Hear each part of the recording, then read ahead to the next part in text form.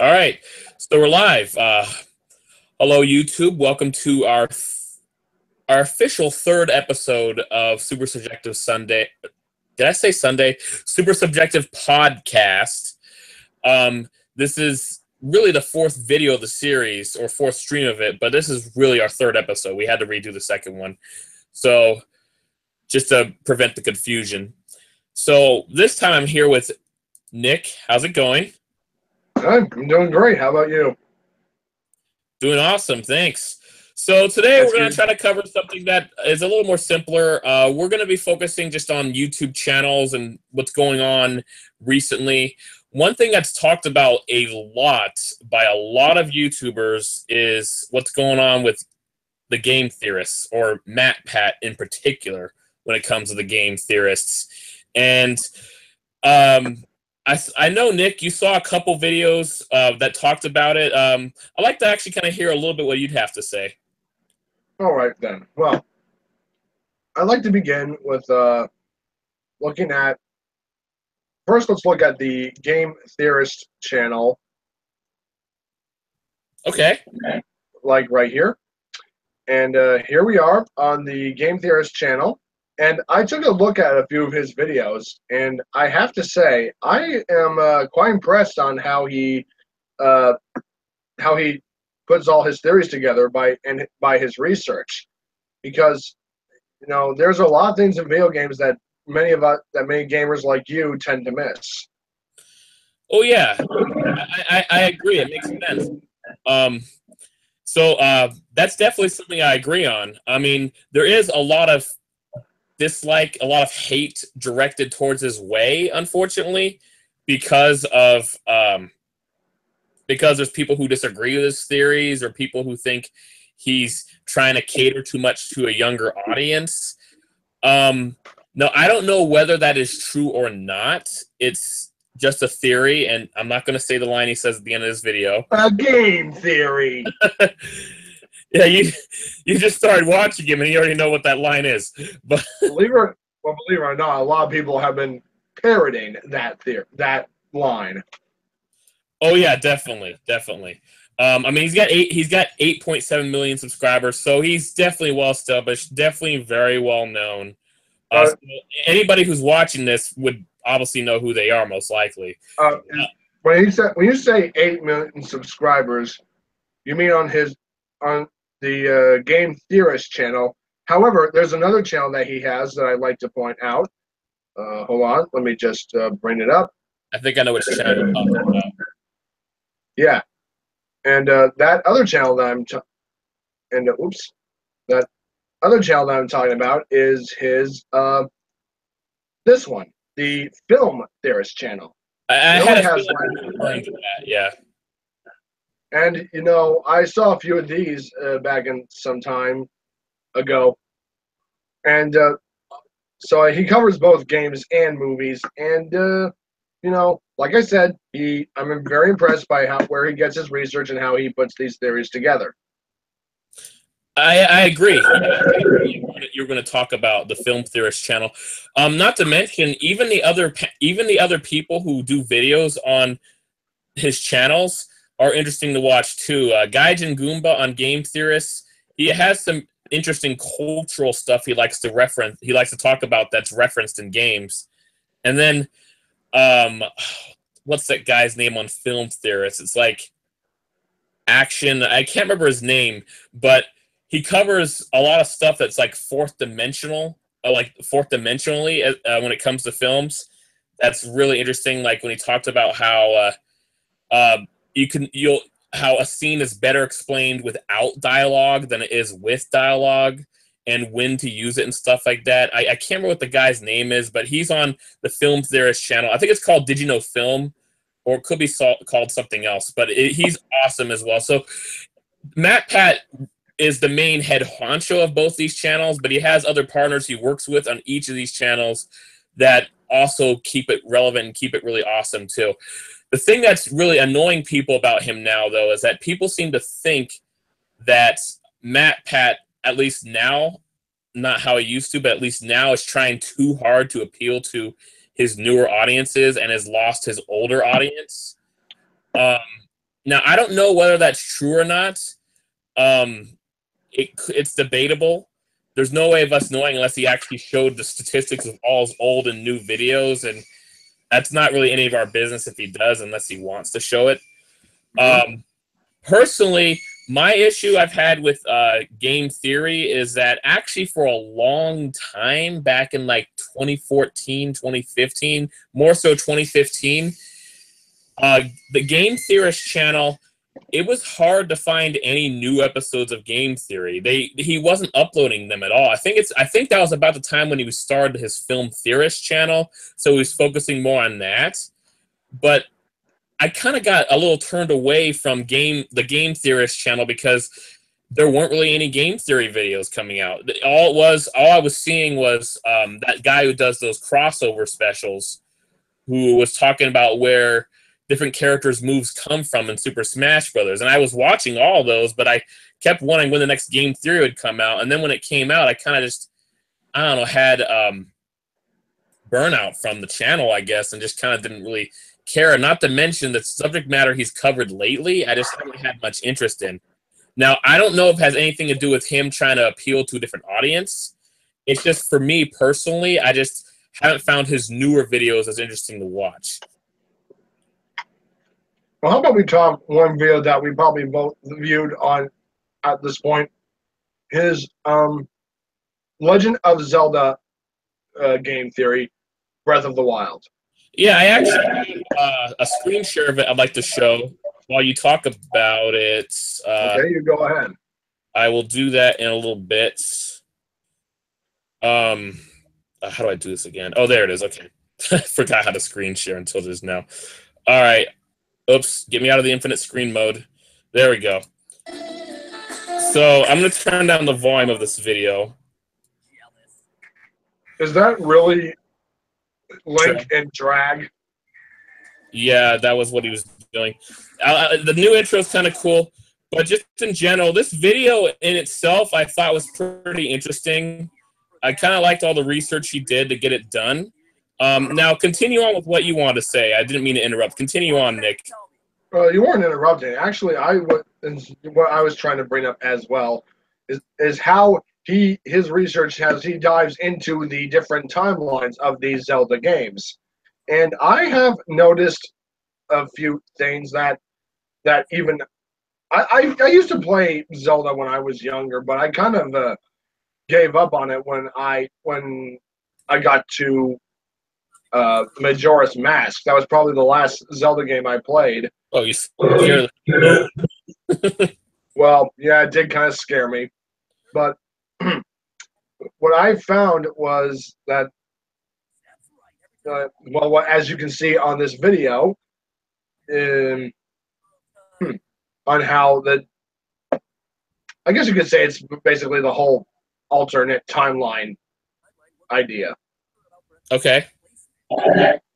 And this different, like, hero is triumphant, hero is defeated. Well, that's just in my opinion, basically. Me being not an average gamer. What was your opinion? You didn't say it. My opinion? Yeah, I heard you say. I heard you explain something, but I never heard you once mention what your opinion was, and you said that's my opinion. What is your opinion? I haven't heard it yet, Nick. Oh, I guess my opinion is I like it. I like it. I like his idea. I like how he put this whole thing together. Oh yeah, I agree. But I would like to point out something else now that we're talking about this. There's this guy I watched just before I saw the latest video of game theory. His name is Optimus. I'm not very well. I haven't heard of him much, of course. And again, he's only got 4,000 subscribers, which, I mean, I would love to have 4,000, but 4,000 among the YouTube community is considered kind of small. So that's why I didn't really know about him until now. But he goes into great length talking about what he doesn't like about MatPat. And those of you who want to actually, I noticed almost everything he pointed out that he doesn't like about how MatPat does his videos now in this video that I'm showing you here. Every single one of those things I actually noticed in this video. like elongated intro that had nothing to do with that didn't have much to do with the subject matter, or just had little to do with it at all, or the fact that he even responded to criticism saying, "I don't know where you've been. My old video wasn't very good. These new videos are much better." It's like, okay, you know. So I did notice the things that this guy here actually pointed out about MatPat's new game theory, and that's something that never really happened in his old stuff. Not to mention, he talks about how MatPat covers too much Five Nights at Freddy's. Now, as far as I know, he hasn't covered Five Nights at Freddy's in a long time. Looks like the most popular one was a year ago, as you can see on the screen here. So, but as you can see, his most popular videos generally are Five Nights at Freddy's. So can you really blame him for having so many Five Nights at Freddy's videos when it's getting him so many views and so much revenue? Like, can you really blame him for that? Well, according to his playlist, it says here that he has 15 Five Nights at Freddy theories. Videos. Oh yeah, his playlists. Yeah. Okay, that's true. That's playlist. But anyways, I know what you're. Do you have that on your screen, Nick? Yes, I do. All right. Why don't I switch over to you? Have you do a screen share so you can show it, since I can't find it. All right. All right. Well, it's really easy to find. You just go to his YouTube page and you look at his playlists. Okay. And it's right there, right here. Yeah. So actually, those who say he oversaturates his channel, I personally would say are somewhat exaggerating. But then you got to look at it the other way. As far as I know, I believe the first Five Nights at Freddy's game came out in 2014. And considering that Game Theory has been doing videos since, let me go back to my screen and see if I could find his oldest Game Theory video to see how long ago it was. All right. Oh crap. Okay. I don't know. Did I turn on screen share yet? Okay, I better do that first. But yeah. Hey, I know this is a little delayed, guys, but come on, we're live. Don't you freaking worry about it. We got this. Okay, so I'll do date added from oldest to newest instead of newest to oldest. And at first, he actually started out doing stage and stuff and had aspirations to do stage. So he had other aspirations before, Game Theory, and it didn't work out as well. So he decided to do Game Theory. So the first Game Theory video was 6 years ago.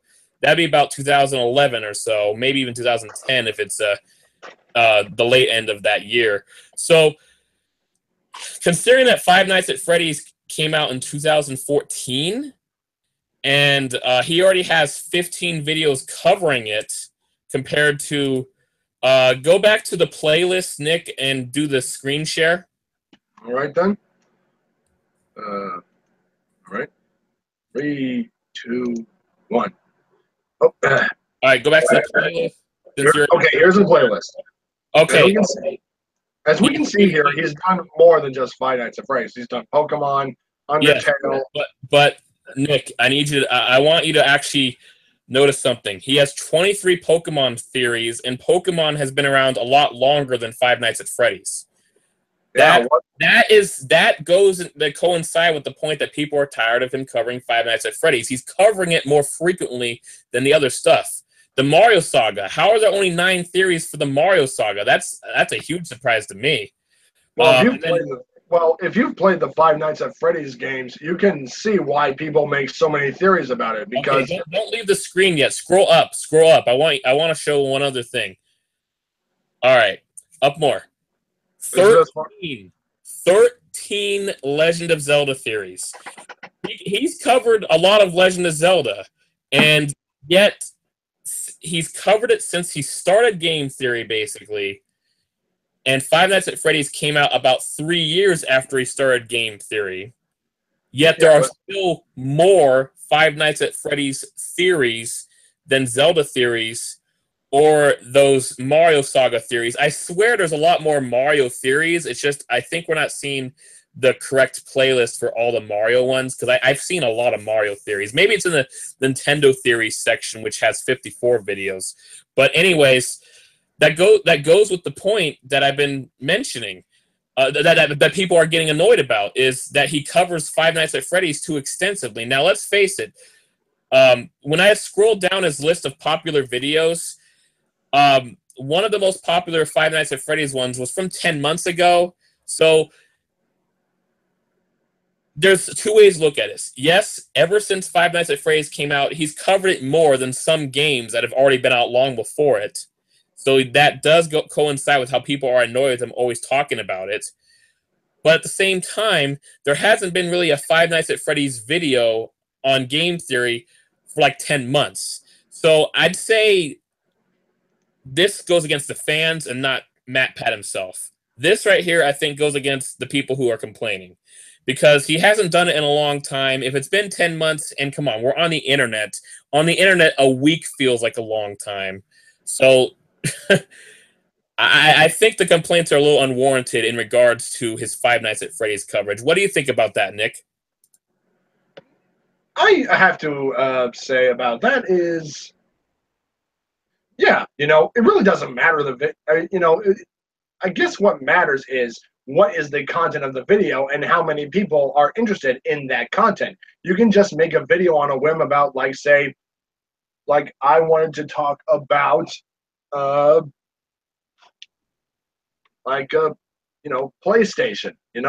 Some people like PlayStation, some don't. And what I like about PlayStation is, well, I guess that's not really the point of the topic now, but I'm saying, I like PlayStation, some others like Xbox or Nintendo or any other gaming system. And that's kind of how it goes. What he does, I think, is he makes videos that reach certain demographics. He doesn't just go for one group, he goes for multi-groups. As a matter of fact, and if you look at his playlist again, you can see, and hold on, let me switch here. You might for have a second. Let me just switch here for a second. And if you just look at it right here, look how many Nintendo theories he's got here. Yeah, exactly. And now here is Five Nights at Freddy's, which is practically indie game, but Nintendo, he's got 54. And here's Minecraft, where he only has 7. And let's see. And he only has 8 Undertale theories. So I guess it just depends on the demographic. Yeah, exactly. I agree with you, Nick. It's I wouldn't hold it against him because he's covering so much Five Nights at Freddy's, but I do understand part of the point, considering the fact that the game is only 3 years old and there's already more Five Nights at Freddy's theories than Zelda theories, and that is a little excessive. That is kind of excessive, but like I said, it's been like 10 months since there's been a Five Nights at Freddy's video. Not to mention, it's what's getting him a lot of views. So, I mean, how can you blame the guy if he knows he's going to get views covering that game? Why shouldn't he do it? Well, he's not alone. There have been other theorists on Five Nights at Freddy's. In fact, if you look on YouTube, even as we speak, there's probably more Five Nights at Freddy's videos coming out, being reacted to, and being theorized. Yeah, exactly. Here's the other thing. I don't know about you, Nick, but when I watched somebody play Five Nights at Freddy's for the first time, honestly, I got bored out of my mind watching. It wasn't because of the commentator or anything like that. In fact, it made sense that he'd say a little less because it's supposed to be suspenseful. It was just the game was just boring. You're just sitting in an office, opening and shutting doors, looking at camera feeds. That's all you're doing, and it just was not my kind of game. But I will tell you this: thanks to game theory, I found the lore of the game to be interesting. Are you saying you don't like reacting to Markiplier and Five Nights at Freddy's? Oh, come on, let's admit it. I guarantee Markiplier and probably PewDiePie or whoever freaking reacts to it is exaggerating their reactions. I even saw a video a long time ago where somebody played that Slender Man game, and was bored out of his mind and was not scared at all, and pretty much proved that people who scream when they play that game on live stream, they're exaggerating their reactions to try to hype up the video more or hype up the game more in itself. Because he even had his little kid brother play Slender Man, and he wasn't scared either and bored as well. Well, how can you tell when a reaction is truly is honest and one's just exaggerated? You know? Okay, point taken. You can't always tell, but at least with a game like Slender Man, you definitely can, because it's not a scary game at all. But the other thing is, I don't know. It really depends on how somebody reacts. Like if they make it really obvious, like oh, like that's obvious. But if like oh my god, well I can't do it because I'm trying to mimic it. But you know, if somebody's really doing it authentically, yeah, usually you can tell if it's authentic or not. But there are people who can act and know how to, you know, look authentic when they're not. So I get your point, Nick. Well then, there you go. By the way, shout out to Markiplier. Love you, man. Yeah, I haven't watched Markiplier much, but I might consider doing that. I've watched a little bit of PewDiePie here and there when he does like his montages or whatever, but or not montages. I can't think of the word, but anyways. You mean his compilation videos? Yeah, compilation videos. Yeah, I enjoy those. He knows how to put them together pretty well. People like to say PewDiePie was pure lucky, and he's lucky, but he still actually has some talent in what he does. And I guess now that we're mentioning it, yeah, why don't we talk about that? Nick, how do you feel about when people are playing video games being paid a fortune to do it on YouTube? Do you think that's unfair, or do you think they in some ways deserve it because they actually have the talent and the enthusiasm to attract people to watch them?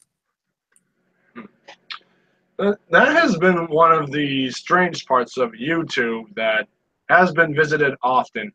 How does a gamer who reacts to a horror video game, probably with over-exaggerated reactions and funny comments, get like millions of views and make millions of dollars? That is, I guess it all depends. I guess it's just from the people who watch the videos. You know, it's like it's kind of like the effect that it's just so fun to watch, and that it feels like you're right there, kind of like with them. You know, you're watching the game as he's playing the game, and then the jump scare happens, and then you kind of feel the same effect.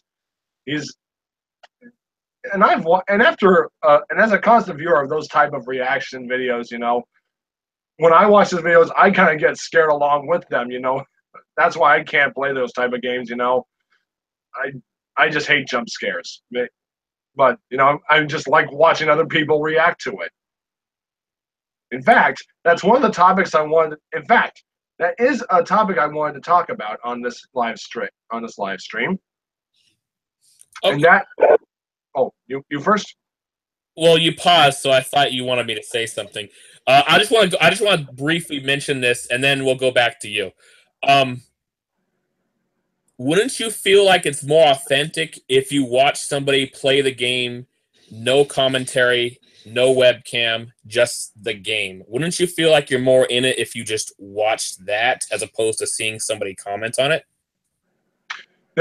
Well, fortunately, Sean, there is a word for that. It's called playthroughs. That's right. My original channel, Slide 8 Fry, started off by doing playthroughs of video games. And then eventually I saw that adding commentary is more popular, so I decided to try to do Let's Plays. Then I saw live streaming's the next big thing. So lately I've been live streaming Sonic Mania. So after you're done watching this, check out my upcoming live stream of Sonic Mania where I play as Tails on Slide 8 Fry. But anyways, so I get your point. The thing is, I would feel like it's more authentic if you're watching the footage, although the most authentic you can get is playing the game yourself, of course. But I will say this.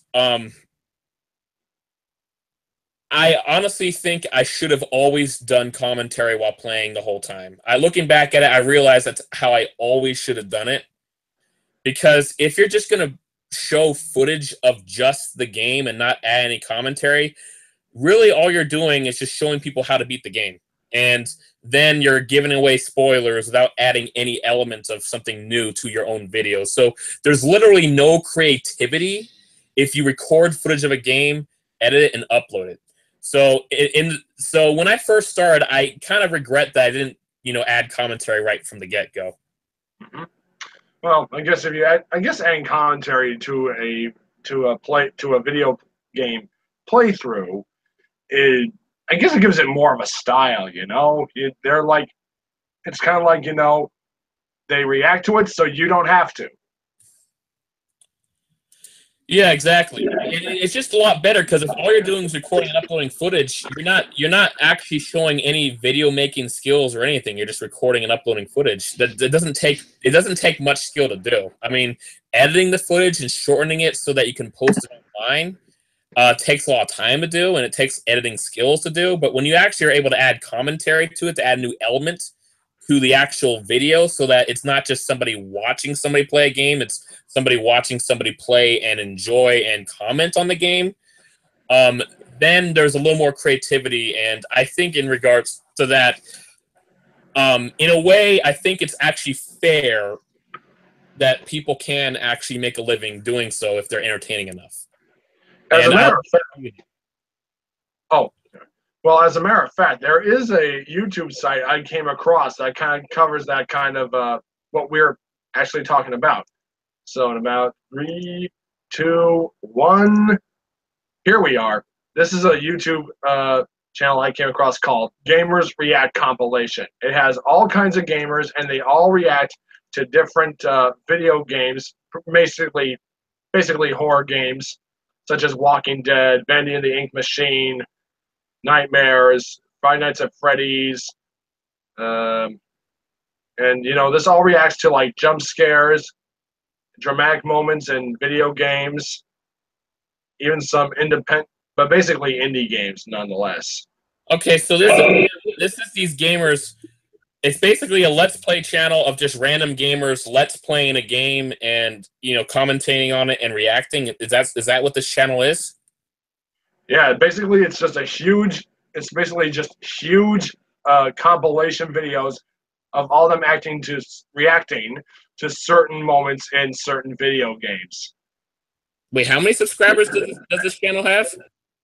At the moment, 84,000.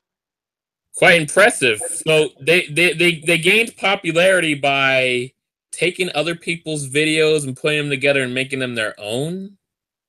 Yeah, but as you can see from the count of the views that each video is getting, some of them are pretty fun to watch and some of them aren't. Like as you can see here, hold on, let me just show one I think you might like. In this one, The Last of Us, this one only has 28,000, while this one right here has 200,000. If The Last of Us one had the video when Conan did his Clueless Gamer episode of it, that would have gotten a lot more views, but I bet they would have been copyright infringement because they would have taken a clip from Conan, so they didn't do that. But it would have had so many views if Conan's reaction was in there. Yes, and as the description of the Gamers channel goes, on this channel you can find emotions, different gamers, jump scares, terrible, unexpected moments, different games. So basically, someone created this channel as a way of showing what kind of many gamers reacting to different things. Well, I'm gonna say something right now. This channel is new and they got all these subscribers, and that's good for them.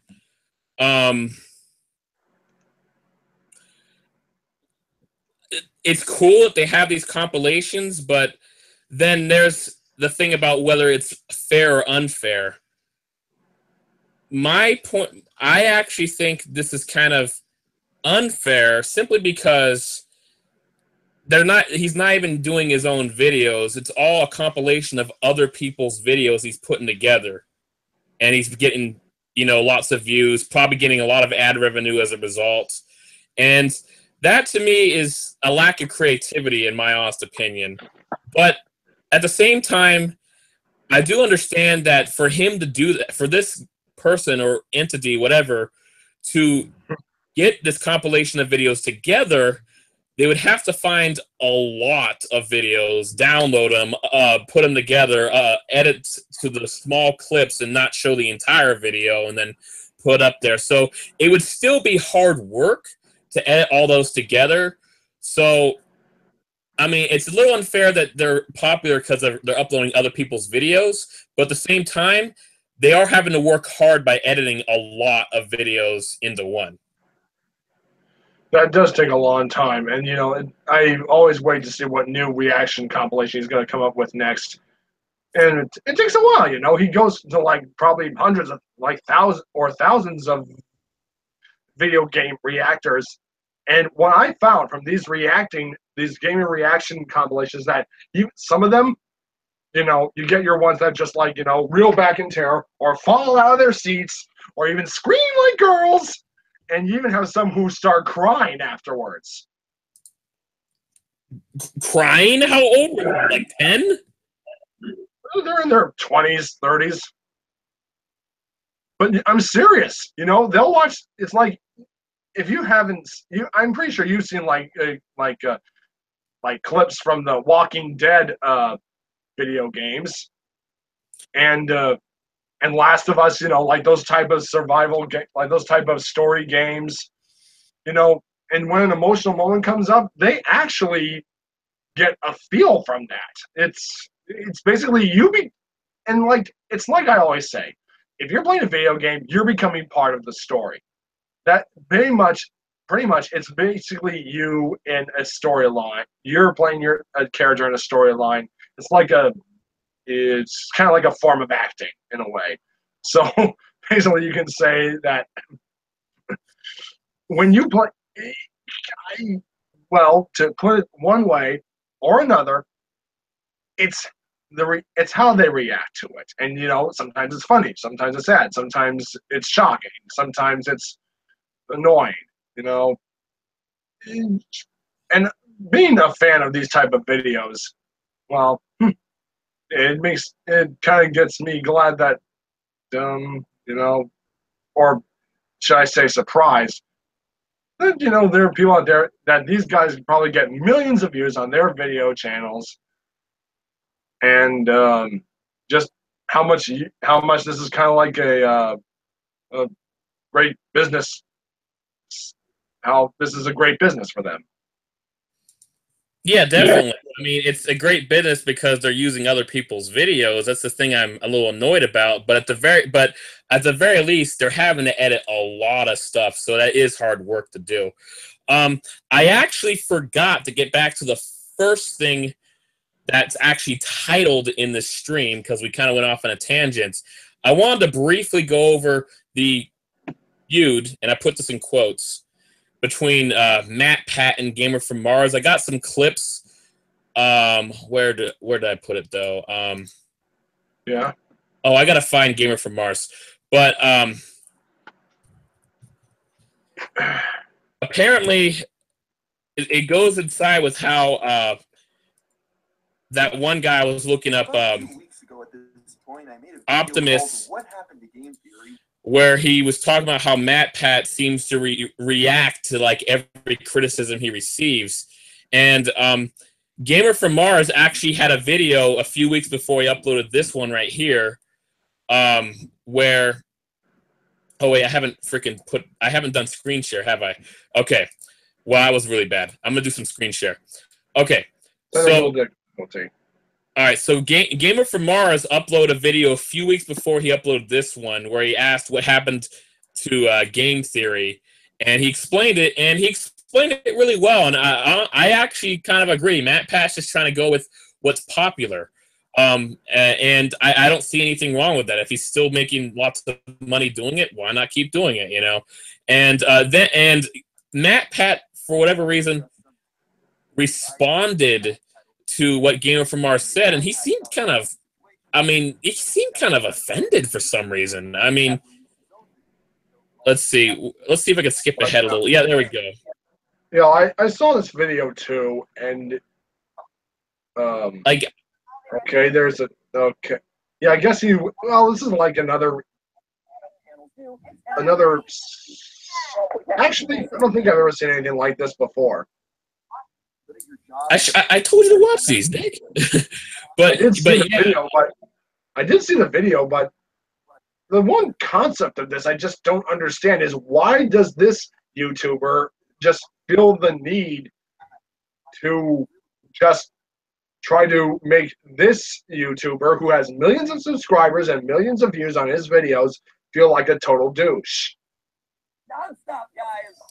Non-stop. Hold on. Nick, what did you just say? Okay, yeah, maybe I should rephrase that.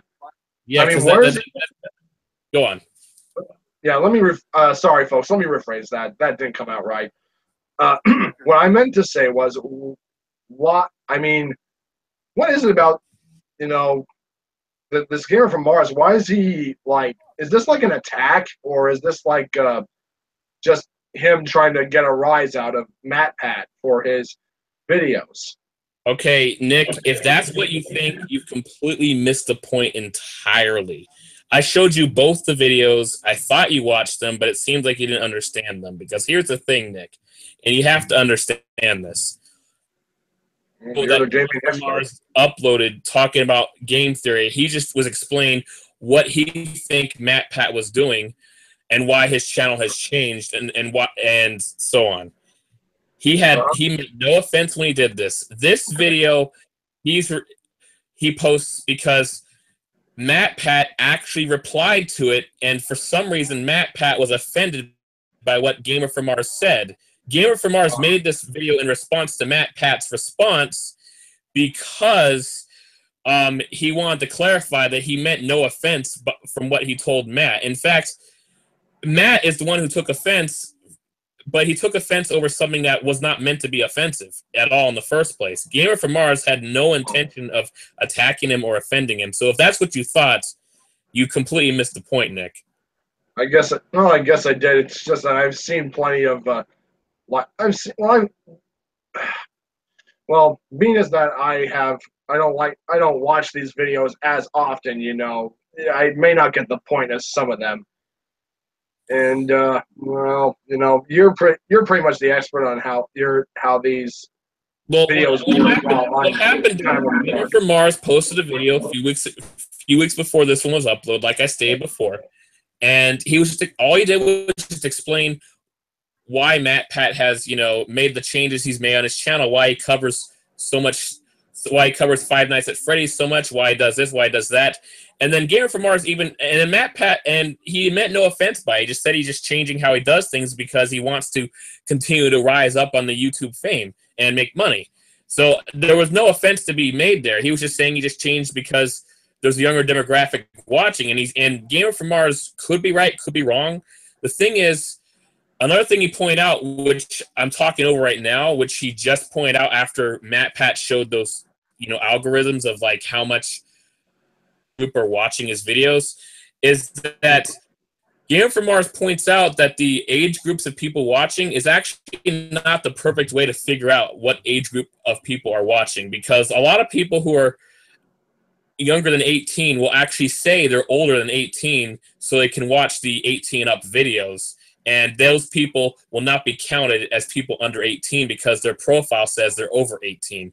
Not to mention that thing does not show people who are younger than 13. So there could be a whole lot of people watching who are younger than 13, which once again proves that you can't really prove that the age of your audience entirely just based off of that. You can prove a lot of them, but it leaves out quite a few people, including ones who are trying to skip, who are saying they're 18 when they're younger, and people who actually are younger than 13. So he's trying to point out the age demographic of MatPat's videos? MatPat himself was trying to point out the age demographic in defense against GamerFromMars, because GamerFromMars suggested that his viewers were much younger than they are now.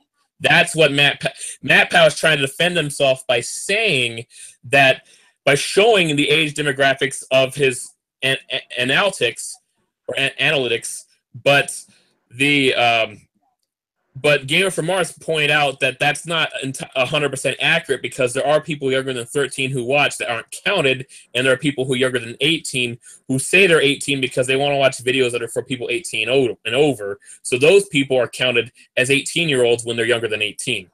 So that's what I'm explaining, Nick. I'm not sure how you haven't gotten the point after I explained it this many times. well, I'm just being. Well, how about we look at this from another perspective, like the amount of views of the videos, like say, MatPat's "What Happened to Game Theory" video, or whatever Gamer from Mars video he's talking about, and this. I mean, right here, Gamer from Mars video. This only has like almost 400,000 views. But what is like MatPat's video reacting to that? How many views has that gotten? I don't see the point of knowing what the numbers are, Nick. What's your point? Well, in my opinion, if you're in YouTube, what only matters is the amount of views and subscribers. So. Okay. And that's pretty much it. It's taken a very long time to get to your point, Nick. I was like, what does it matter how many views these two different people have? That's not a reflection on the videos. It's a reflection on just... So go on, Nick. Continue. Well, being as that I'm pretty much not a gaming channel guy, and that I would not this is kind of foreign to me in a way. It's kind of hard to come up with. It's kind of hard to get. I don't know. I guess it's kind of hard for me to make a point about this when, this is something I haven't really had. I really just watch on a whim. Yeah. No, I don't know how to say it. I get your point, Nick. I get your point. But even though you show me stuff I don't really watch, like those reaction videos, I still had something to say. So that's fine, Nick. But I do understand your point about what really matters is what gets views, and that's what I've been trying to explain as well. That's also what Gamer from Mars was trying to explain, and MatPat reacted to it offensively for some reason when there was no offense that was meant to be taken. So that coincides with what people are complaining about, how MatPat seems to react to everybody. In an offended way, when if you're going to be very popular, you have to kind of have, a spine of steel and not react to what anybody says. Obviously, nobody's perfect. We're all human. We'll react to things we don't mean to react to sometimes. So there's always issues like that. Anyways, why don't we? I just want to get back to that because the quote unquote feud, it's not really a feud. I just put it in quotes because you could say it's a feud, but it only became a feud because of MatPat's reaction. It had nothing. Gamer from Mars was never starting a feud. In fact, he ended by being a better man by saying, "I didn't mean offense about it by all. I'm sorry." So okay, there was no offense ever taken. And there you go. No harm taken. I guess he just was trying to. I guess he was just trying to show some form of evidence, you can say, I suppose, and I guess he was just looking for maybe an opinion from viewers. Maybe, I don't know. I don't know. And just about anybody who uploads a video is always going to look for an opinion from viewers. Unless they're like really aggressive and don't want to hear the opinions, but just about anybody who uploads a video wants to hear the opinions. But obviously, Gamer from Mars was just expressing his opinion, expressing that he thinks that the demographic is younger. MatPat trying to defend himself, showing that it's not. But then there's the things you don't think about, like people younger than 13, or people younger than 18 who say they're 18. So there's all kinds of things you have to consider when you look at the analytics. And so that's all. It was never meant as an attack, but it coincides, like I said, with how people are annoyed with how MatPat has been taking offense to a lot of users. Like, for example, I've mentioned that in his latest video on game theory, I've noticed he actually was doing the exact same things that this guy, Optimus, was pointing out. He did every single thing he pointed out, MatPat actually did in this video. I noticed it. He added a bunch of random stuff that didn't have much to do with the video to make it longer, to add more ad revenue to his videos, which is annoying to people. People want to get to the point, and I get why people would be annoyed by that. That is something people should be annoyed by, and I agree with that. And then the fact that he's all saying, oh, but my new videos are better than my old ones, so what are you talking about, kind of thing. I don't remember exactly what his words were. I'm just summarizing it. And it makes sense. He was actually showing that he was offended by what people were saying about his videos within the video itself, actually. He just kind of did it in a joking, smug response, but he wouldn't have done it in the first place if he wasn't offended, plain and simple. And then I kind of want to briefly go over how people are thinking that MatPat has come up with really bad theories that have no rhyme or reason and should never even be theories. And that sometimes is true. For instance, let me skip ahead to Crawl. Well, because crawling is significantly slower and clunkier. There you go. Crawling is significantly slower and clunkier. MatPat uploaded a video many years ago where he said the morph ball was lame because any contortionist can morph into a space like that. But Locksteady Noggin, at the time it was just called Noggin, he pointed out that he did a counter video saying that the morph ball is amazing and pointed out that oh, damn it, I forgot to share the screen. Anyways, out that the morph ball actually is amazing because it defies the laws of physics to be able to actually morph into a ball when you're in such a big piece of armor. Like, look at this clip right here. This is what he says would really happen if it was realistic. Samus would just die in there. She would die just like that. So it makes sense. And this was a good counterpoint to what MatPat was saying, and it coincides with how people think that MatPat comes up with theories. It doesn't really give people a chance for rebuttal by saying at the end, but hey, it's a theory, a game theory. You know, he just points out that and uses it as like a crutch to say, well, you can't just prove me I'm wrong because it's just a theory. Who cares? It's like, well, what's wrong with proving your theory to be wrong? Like, what's wrong with it? There's nothing wrong with that. There shouldn't be an issue with that. Not to mention, he points out that the Noggin points out that Samus is 6'3", so morphing into a ball like that would be incredibly impressive at 6'3" and 198 pounds. Okay, that would be quite the accomplishment. Not to mention, how would you bend your body in such a position like that at such height? Like, yes, MatPat very smartly points out in his Morph Balls Lame video that that the greatest contortionist in the world can bind himself into a box that's smaller than Samus's Morph Ball. But that guy is about 5'8", and the Samus is 6'3", weighs considerably more, and is in an armor suit, inches thick armor suits that would not contortion into a ball very easily. If you tried to contortion that into a ball, it'd be incredibly hard to do.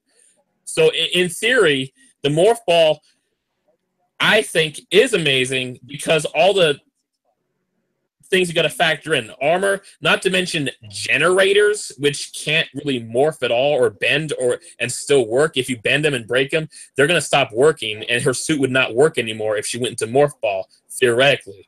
So there's some kind of crazy magic or some kind of crazy morphing thing that makes it so that the Morph Ball actually is amazing because she's in a big, thick suit of armor with generators, and it wouldn't be possible to morph that into a ball at all.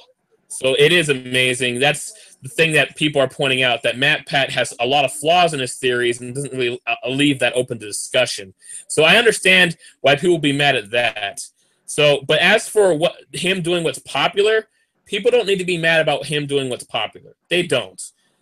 but I understand if people are mad that his videos are flawed, that he points out things that he doesn't give people a chance for rebuttal. That's an issue that I've noticed. Go on, Nick. Well,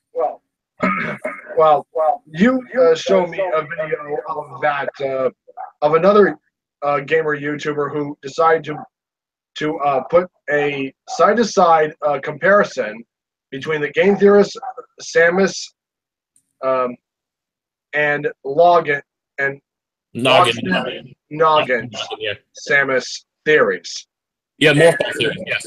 The morph ball theory, and to come to it, and after watching that video, I came to the conclusion that I think that Loxton and Noggin's video on Samus's morph ball, it makes a lot more sense than the game theorist's video. And well, the thing is, the game theorist's video, what's smart about both the videos are smart. I actually believe they're both smart. It's just there are some things that MatPat left out in his game theory video that made his theory flawed. His theory was welted in reality with the contortionist, but the thing is, he didn't take into consideration that Samus is in a suit of armor and has generators and has all this clunky stuff that would not be physically possible to morph into a ball ever.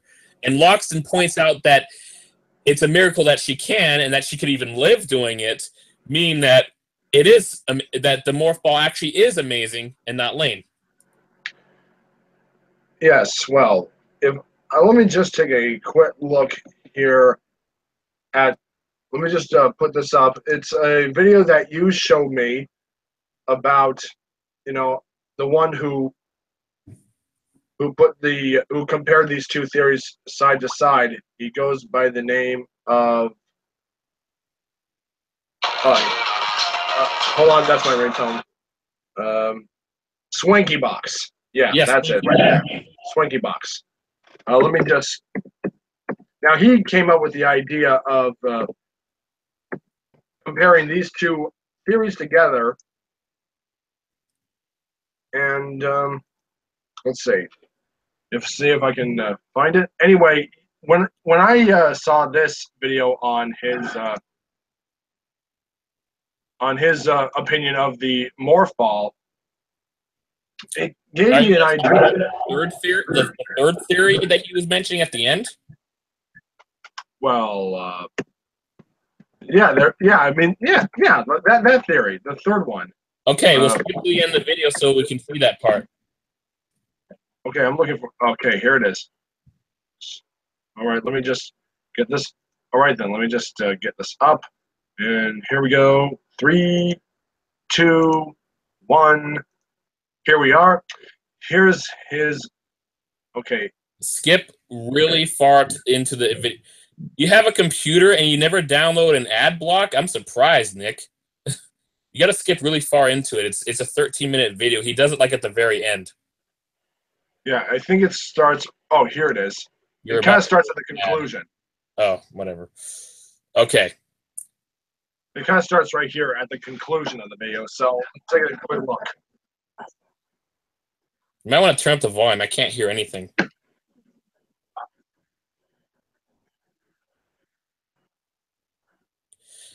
Nick, here, I'll do it. For some reason, I can't hear anything from you, so I'll take care of this. Sorry about that. This is the video. I didn't think that was going to happen. It's all right, but anyway, this is the video I'm talking about, and he actually does come up with a third theory, or another point to the, or he adds in a different point of view to the theory that actually makes a lot of sense, and I think that is on Noggin's theory, I suppose. I don't know. Maybe it's somewhere in between. Yeah, here it is. Okay, here's the video that you were just loading. I believe I should have sound when I showed on here. I could be wrong. Hopefully I do. I'll turn up the volume a little. Yeah, I guess it can be heard. Okay. Okay. Hopefully it's being heard on your end, so that means the viewer can hear it. Nothing carries tens or even hundreds of them. Now, obviously, this same argument could be made about Mega Man, and that it is simply game logic. But since we're debating game logic itself, with All right, let's go back to here, actually. All right, okay, hang on a second, folks. We'll get to the point of this in a second. Nick, I had that covered. All I said was let's get back to this part. We've discussed two options so far. A person physically conforming to the ball, and a person converting to energy within the ball. I did want to throw one final wrench into the mix, though, and add a third option for discussion, and that is the element of teleportation. If Samus is teleported somewhere else, whether a calling point far away or in between dimensions, this might solve a few things, although it is grasping again at hypothetical sciences. This radiant glow we see within the ball could be a constant active portal, so Samus can be Hold on, time out, Sean, time out. Shouldn't you be actually showing the video? Is that her weapon? What is it, Nick? I can't really. You're not on screen share. Shouldn't we be actually showing the video, or you just want to talk? I clicked it and I forgot. Sorry about that. Okay, let's try this again. All right, sorry about that. That was my bad. I hate how I have to press the button twice to do it. Okay, you ready? Ready. All right. Begin. Well, we've discussed two options so far. A person physically conforming to the ball, and a person converting to energy within the ball. I did want to throw one final wrench into the mix, though. Can you hear it? And a third option for discussion. And that is the element of teleportation.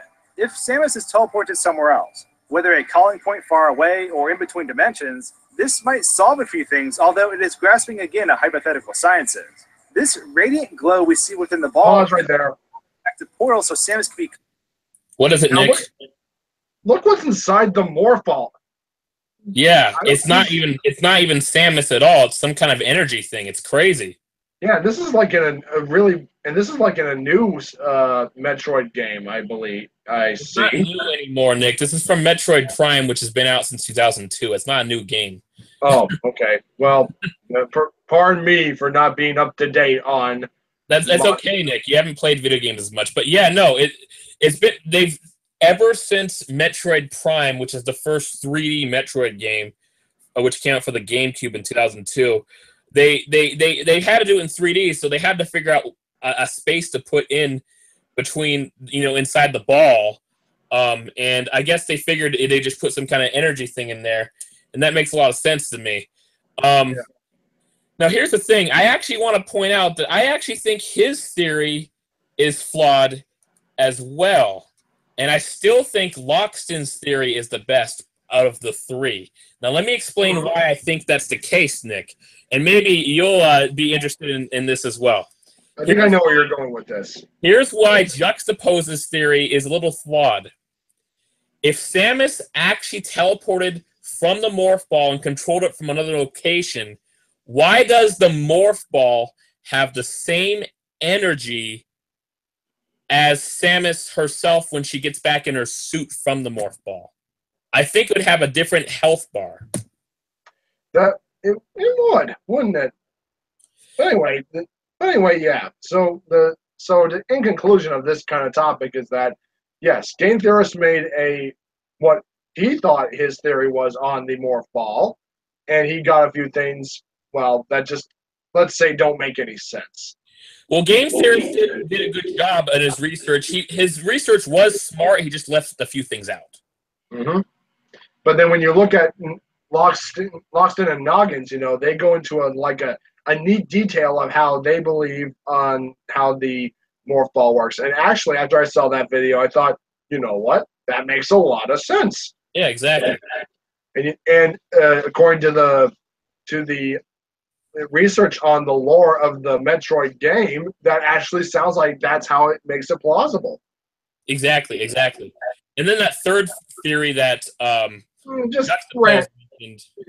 was just, just something trying to even out, I guess. Yeah. Okay. Well, anyways, we've been at this longer than usual, but why don't we actually talk about a couple other things we meant to talk about and just go over it real quick. Ready when you are.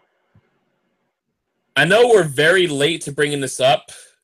It's probably because we're not really affected by it because we're such a small channel, but that YouTube Adpocalypse thing. You know how people are talking about how, oh no, it's doomsday, YouTube's going to die.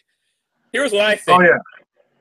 It's not going to die because of some stupid issue with ads being with companies being less likely to advertise on your video. It's not going to die from that. YouTube is so freaking huge.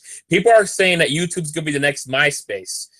Well, I'm sorry, it won't be. Even if it did, it still wouldn't be the next MySpace. And here's the reason why. It's not because MySpace was the big deal social network before Facebook eventually took over. It's because MySpace, when it was at its most popular, was nowhere close to as popular as YouTube is now. That's why MySpace wasn't too big to fail. It wasn't. And it had competition. YouTube, honestly, is too big to fail. It doesn't have competition. Not to mention, YouTube, with every year, it's always adjusting to new trends. Now, because Netflix and Hulu are so hugely popular, YouTube now has a paid service for higher tier streaming content called YouTube Red to compete with Netflix and Hulu. Now, what do you think? Do you think YouTube could become dead in a few years, or do you think YouTube is going to be just fine because it's too big to fail? Not to mention, it always adapts to new changes. What do you think, Nick? Well, I've heard this issue being popped up a lot recently about this Adpocalypse thing, how it's like being caused by like different like news sources like the Wall Street Journal, Washington Post, or news sites like that. However, there is a to put it plainly, the meaning of what they think is going to be the end of YouTube is nothing more than just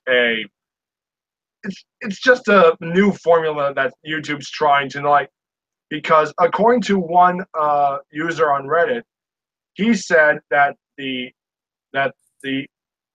this adpocalypse that they're talking about is basically what he says the meaning of it is, in addition to straight up demonetizing certain viewers, YouTube has also granted advertisers the ability to opt out of videos that fall into vague and broadly definable categories such as sensitive social issues or sensational and shocking.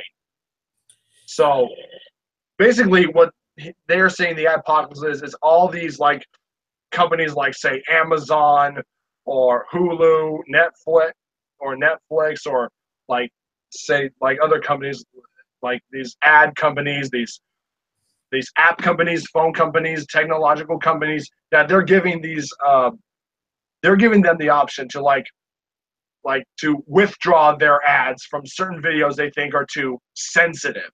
And that kind of like gets people scared, because without ad revenue, you might not make a lot of profit on your videos, or you might start losing profit, or YouTube will have to be forced to like shut down your channel because the content you're streaming to these people is just like, it's basically they're afraid to get people triggered. Yeah, exactly. I agree, and it's not going to lead to the end of YouTube. For people to think it would, I just think is kind of ridiculous, because YouTube's just way too big. There's no way it would just end because some advertisers don't want to advertise on some people's channels. Not to mention the channels who already make their living, those people who already make their living from the YouTube ad revenue, their channels are already so huge as it is that they're never going to leave YouTube. They're still going to make lots of ad revenue anyways. They're going to lose out on a bunch, sure, but they also have started Patreon accounts in response to get people to voluntarily choose whether they want to donate to their channel. So, I mean, in the end, YouTube's going to be just fine. It's not going to die because of this adpocalypse thing, and for people to think it is ridiculous. And it's not going to be the next MySpace, because when MySpace was the shit and the most popular social network, it was never this popular. It had vulnerabilities. It had competition. YouTube doesn't have any real competition. There's Vimeo, but there's a fraction of people use Vimeo compared to YouTube. Dailymotion would be the closest thing to competition. And even a fraction of people use that compared to YouTube as well. So YouTube's doing just fine. They're going to keep going on and on and on. Well, it's not like they're going to stop or anything. They just don't want to like get people triggered, you know? Yeah. Because nowadays there's always going to there's a lot of things that are going to make people upset. Like basically if you tell me if I were to tell you something that you took offensively or gets you upset, you're triggered. If you tell something that makes me that takes me offensively, I get triggered, you know? YouTube just doesn't want to like I guess they're just trying to make what I'm trying to say is a kind of who's texting me? Jeez. Don't worry about it. I got a phone call earlier. Anyway, back to the point. The point is that they just want to make sure everyone like gets equal footing, I suppose. They don't want anyone to be. They just don't want to get. I guess they just don't want to be offensive, I suppose. Yeah, I understand that. I mean, they have their mind in the right place. They have their heart in the right place with that, not wanting people to be offended. The issue that people are having though is that it's too broad. Like for instance, I've uploaded some videos recently and have had that yellow dollar thing going on saying, oh, this is going to have limited ads because of the content of the video. I'm like, what did I do? I don't even know what I did. I was just streaming a game, and now I'm less people. Now there's going to be less advertisements for it. Why? I didn't do anything offensive. I didn't attack somebody. I didn't do it. I mean, I might have used a couple swear words, but swear words have been in YouTube since the beginning, and Angry Video Game Nerd lives off of swear words, so I doubt it's that. So I'm still not sure what the hell this vague field is. That's the only problem I have with it. Other than that, I really don't care that much because, well, first of all, my channel is too small for it to really be affected in the first place. So that's that. But the big channels, I understand why they'd be affected, but there's no reason they just leave YouTube because they're still making a lot of money on YouTube anyways. Plus, they started Patreon accounts in case somebody would like to donate their own money to their videos. Well, yeah, I guess that's what they're trying to. And some content creators are saying that this is gonna like ruin their videos because, well, it's not gonna bring them enough cash to support their channels. Yeah, so that's why a lot of them. Yeah. Well, anyway, we've actually been on a long time. I think there was one other thing we want to talk about. Yes, there is. Keep that for another stream though, because we've been at it for over an hour. But anyways, those of you watching, thank you so much for watching. Thanks for joining me, Nick. No problem, Sean. If there's any topic to talk about, you just let me know. All right. So that's going to end our stream. It's been a while. So stay tuned, and probably about half an hour to an hour from now, I'm going to start a live stream on my old channel, Slide 8 Fry of Sonic Mania. Check that out. I'm going to be playing the whole game as Tails. I already beat it as Sonic and Tails, beat it as Knuckles. Now I'm going to beat it as Tails. Just Tails. So anyways, check it out. And I hope you enjoyed this stream. And we're off. Thanks so much. Bye.